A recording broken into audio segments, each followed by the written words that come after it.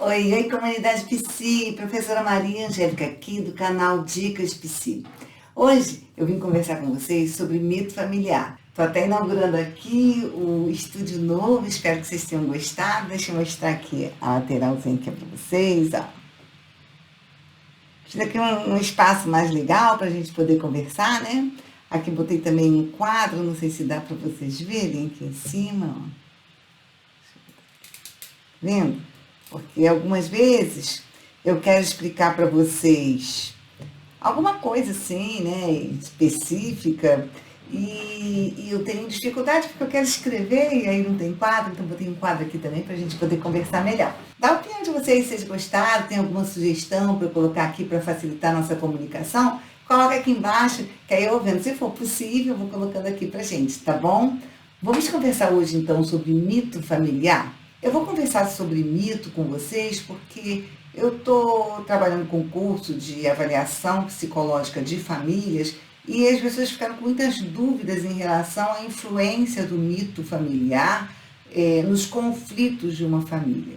Bem, quando a gente fala em mito, a gente já tem que pensar o que é mito, né? Mito tem uma representação simbólica, né? É muito difícil definir mito porque a gente tem várias definições, né? Mas eu vou pegar aqui a definição geral, que vocês vão encontrar em dicionários comuns, né? Que vai falar do mito como uma representação simbólica. O que é isso?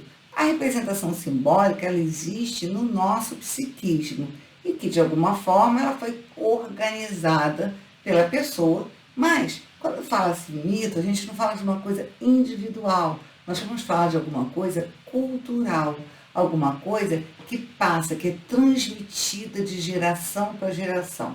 Então, quando a gente fala em mito familiar, eu vou falar de uma crença, de um valor, né, de uma regra, de uma história que vai passando de geração para geração, né? Eu vou dar um exemplo aqui de um mito familiar. Por exemplo, eu tratei de uma família e nessa família tinha uma pessoa no grupo familiar, né, um dos filhos da família, era um casal com 3 filhos. E esse menino, ele era constantemente, assim, zoado pela família, né? As pessoas gozavam ele, chamavam ele de burro, aí tinham vários nomes pejorativos para se referir a esse menino, que era o mais limitado, que nasceu com problema. Bem, em síntese, quando você tem uma crença, né, a respeito, aí eu estou falando para vocês que têm interesse em trabalhar com família, né? Quando você observa uma crença, e aí você conversa, vai entendendo como é que era a geração das famílias, do pai, da mãe, né? Como é que era a vida deles. E aí você vai observar que na outra geração, na geração dos pais, também teve alguém que tinha esse lugar. Na geração dos avós também tinha alguém que tinha esse lugar. E aí você vai entender que isso aí é um mito que vai se transmitindo de geração para geração. É muito importante a gente estudar o mito familiar, porque a gente pensa assim, então mito, Angélica, é só coisas ruins, negativas, pejorativas. Não, não. Uma família tem que ter algumas regras para ela poder funcionar, né? As regras é o que vai dar organização a uma família. Qual é o problema das regras? É quando elas são muito rígidas, né? E aí a família sofre mudanças, a sociedade sofre mudanças. E se não houver uma certa flexibilidade, essa família não consegue se adaptar às novas regras, às novas formas de viver da sociedade.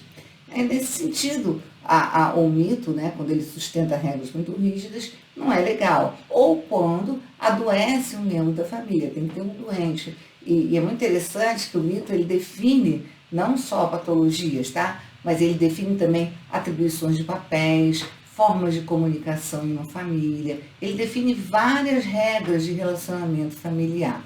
Tem um livro que ele fala só sobre mito familiar, é o livro do Robert Neuberger.